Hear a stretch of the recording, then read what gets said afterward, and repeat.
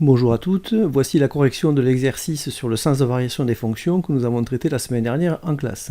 Donc l'énoncé était le suivant, on vous communique la courbe représentative d'une fonction f pour x compris entre moins 7 et 8, ça signifie que x, qui est donc ici, reste compris entre moins 7 et 8.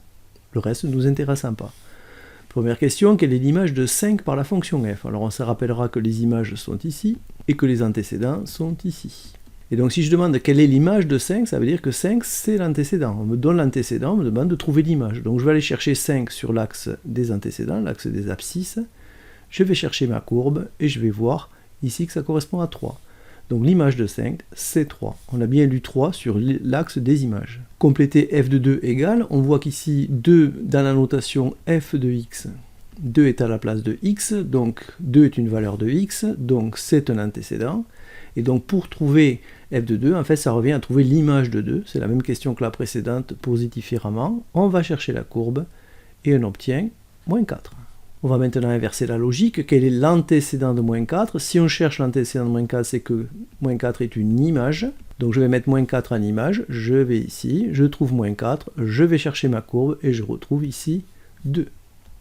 Question 4, compléter avec les mots croissante ou décroissante lorsque x est compris entre moins 4 et 2. Donc x c'est ici, moins 4 c'est là, 2 c'est ici. Donc en fait on va regarder ce qui se passe dans cette zone qui est ici. Donc dans la zone qui est ici, on voit que on part d'ici et on tombe ici jusqu'ici.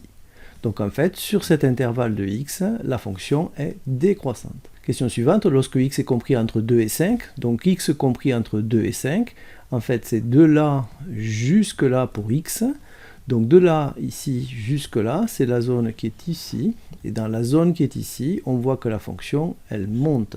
Enfin, c'est pas mathématique, mais la courbe monte, et donc la fonction est croissante. C'est la courbe qui monte et pas la fonction. La fonction dit qu'elle est croissante. Question 5, quel est le maximum de la courbe, de la fonction f, pour x compris entre moins 7 et 8? Alors j'ai déjà dit tout à l'heure que x compris entre moins 7 et 8, ça veut dire qu'on s'intéresse ici juste à la zone où on dispose de la courbe. Le maximum, il faut chercher le point O, il est ici, et l'ordonnée de ce point, qui est 7, c'est le maximum. Pour quelle valeur de x est-il atteint? La valeur de x, au moment où on atteint le maximum, c'est-à-dire au moment où on se situe à ce point, la valeur de x c'est moins 4. De la même manière, quel est le minimum de la fonction? Le minimum est atteint ici. Le minimum, c'est une image, c'est la valeur donc, qui est moins 4 ici. C'est la hauteur minimale de la courbe. Et à ce moment-là, quand on est à ce point-là, le x vaut 2. Donc, pour quelle valeur de x est-il atteint? Pour 2. Dernière partie, dernière question, le tableau de variation. Alors, le tableau de variation, il faut voir que la courbe ici, elle dessine 4 sens de variation. Elle monte, elle descend, elle monte, elle descend. Donc on va traduire ça par 4 flèches de taille à peu près identique.